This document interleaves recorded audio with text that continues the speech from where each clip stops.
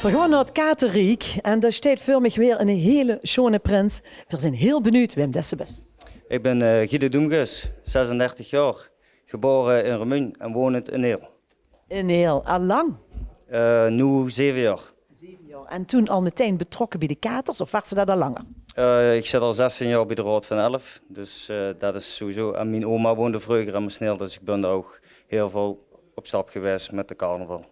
Al 16 jaar in de Raad van 11 met lopen, dus dan hebben ze al 16 prinsen metgemaakt. Ik heb al 16 prinsen metgemaakt, inderdaad, ja.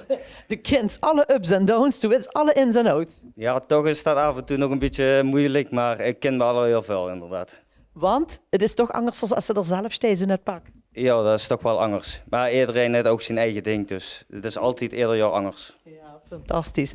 Om het in een keer te weren is natuurlijk bijzonder. Had ze het zelf kenbaar gemaakt of hadden ze zich al een beetje in de peiling? Volgens mij ga ik wel het gevoel dat je op het liefst sting. Maar wanneer, dat is natuurlijk altijd de vraag. En dit jaar was het mijn tijd. En wie hebben ze dit gevraagd? Mijn vriendin uit Kuul presenteren. Ja. Dus de voorzitter heeft mijn vriendin eigenlijk gelest om even wat informatie in te komen winnen. En toen er eigenlijk bij ons was, zegt er, is Guido er niet? Ik moet hem eigenlijk ook even gaan vragen. Dus en zodoende is hij me gevraagd.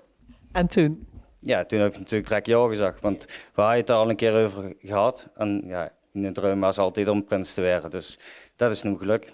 Fantastisch, bij de kater, schoon. Ja. En een hele schone sapter zijn, echt daar.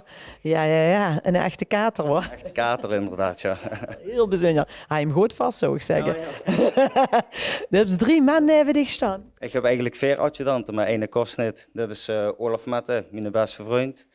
Kevin Linse, ook een van mijn beste vrienden, maar ook mijn neefje. En Marco de Rechter, mijn collega. Ook een hele goeie vriend van mij. En wem was de vierde die dan niet bij je? Ralf Keizers. Ja, schoon. Zeg, als beste vriend van de prins, ja, dan mocht ze niet ontbreken hoor. Nee, zeker niet. En toen hij me vroeg, hij had er even met me te wachten op vakantie. Toen heb ik eigenlijk gelijk ja gezegd.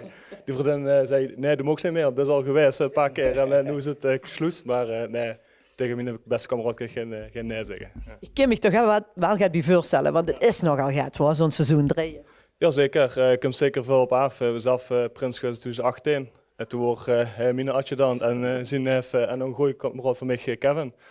En ja, bij mijn schoonbroer ben ik nog adjudant geweest, dus voor haar zei ze van ja, nu alweer. Als ze niks met vastelovend hebt, dan is dat wel even doorbieten, maar ja, het komt helemaal goed. Jazeker, het is een vol seizoen, maar het is wel prachtig om het te mogen maken. Hoor. Zeker, ja, kort en krachtig, gewoon 6 weken achtereen en gewoon vlammen. En dan kijken we dan al wat de shy is. Jazeker, draan en dicht dan. Kent ze er ook volmondig met instemmen? Ja, af en toe. Hij moet nog bijkomen van het weekend. Goed werken af en toe, ja. Maar wel schoon. Schoon om mee te maken. Ja. Zeker. Loopt ze ook al langer rondje als... Ja, Guido is mijn 16e prins, dus ook al 16 jaar bij de raad. Dus dat is al een hele tijd, ja. Ja, inderdaad. Dan staat je samen en dan weet je ook, nu moet ik er ook samen staan. Ja, dan staan we samen de bevel en nu steeds zich meer op de voorgrond, dus dat is wel goed anders. Moest ik er beter op letten. Ja, en, ja, moest ik toch een beetje in, ja. Inderdaad. En die? Wat denk je? Ja, dus vastelovend zit ze bij de katers, wat dus? Oh ja, voor mij is het al de 5e keer dat ik adjudant ben. Ik ben al 4 keer bij de hoofdgangers geweest en nu dan bij Guido. En zelf ook een keer prins geweest bij de hoofdgangers, dus ja, we weten wel wie het spelje gaat. Ja. Ja, dan weet ze het klappen van de zweep. Ja, dat weten we wel. Ja. Maar goed, hetzelfde ook. Ja, hij vroeg mij ook. Ik denk, ja, moest eerst even natuurlijk met de vriendin overleggen, want die weet ook wie dat is. Dat is natuurlijk veel van huis. Ik ken je veel, ja, moest er opvang verzorgen. Ja, en toen was het natuurlijk duidelijk, ja, dat was zo geregeld. Wie ziet het gezin eruit? Goed. Ja.